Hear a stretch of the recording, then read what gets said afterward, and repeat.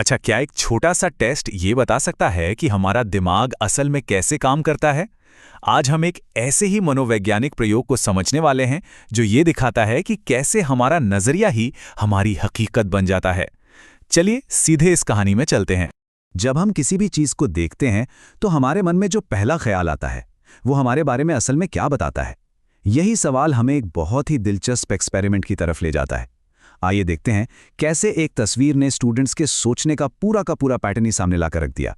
जरा सोचिए, एक साइकोलॉजी की क्लास है। माहौल में थोड़ी उत्सुकता है। प्रोफेसर एक बहुत ही सिंपल लेकिन हैरान कर देने वाला एक्सपेरिमेंट करने जा रहे हैं, कुछ ऐसा जो सबकी सोच को हिलाकर रख देगा। और फिर प्रोफेसर ये तस्वीर दिखाते हैं। एक लड़का एक स्टूल पर खड़ा है और उसके गले में एक रस्सी बंधी है जो छत से लटक रही है। इसे देखकर थोड़ी बेचैनी होती है ना? और बस पूरी क्लास में अचानक से सन्नाटा छा जाता है। प्रोफेसर बस एक सीधा सा सवाल पूछते हैं, इस तस्वीर में क्या हो रहा है?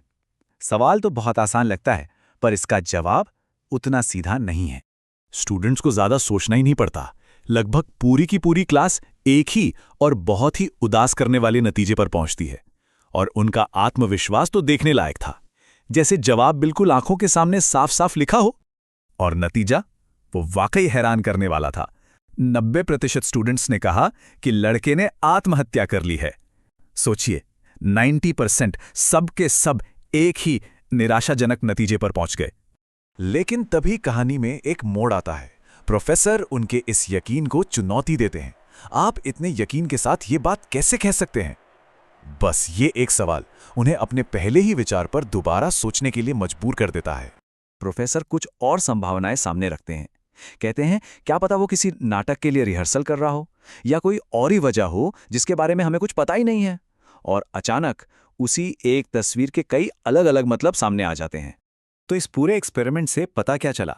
प्रोफेसर समझाते हैं कि ये हमारे नकारात्मक पूर्वाग्रह यानी नेगेटिव बायस को दिखाता है। ये हमारे दिमाग की एक आदत है कि जब भी कोई सिचुएशन क्लियर नहीं होती तो हम उससे पहले नेगेटिव नजरिए से ही देखने लगते हैं। इस पूरी प्रक्रिया को ना ऐसे समझ सकते हैं। स्टेप 1, कोई घटना होती है, जैसे हमने ये तस्वीर देखी।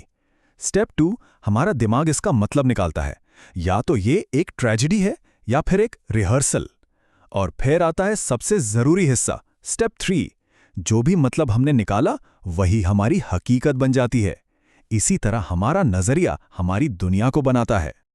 और यही बात हमें इस कहानी के सबसे बड़े सबक की ओर ले जाती है। हमारा चीजों को देखने का नजरिया ही हमारा जीवन बनाता है। इसका मतलब यह है कि जिंदगी वैसी नहीं है जैसी वो है, जिंदगी वैसी है जैसा हम उसे देखते हैं। तो इस कहानी का सार बस इतना है, जैसा व्यक्ति सोचता है वैसा ही उसका जीवन बन जाता है। और ये हमें एक बहुत जरूरी सवाल के साथ छोड़ जाता है, क्या हम दुनिया को वैसी देख रहे हैं जैसी वो असल में है, या फिर सिर्फ वैसी जैसे हम खुद हैं?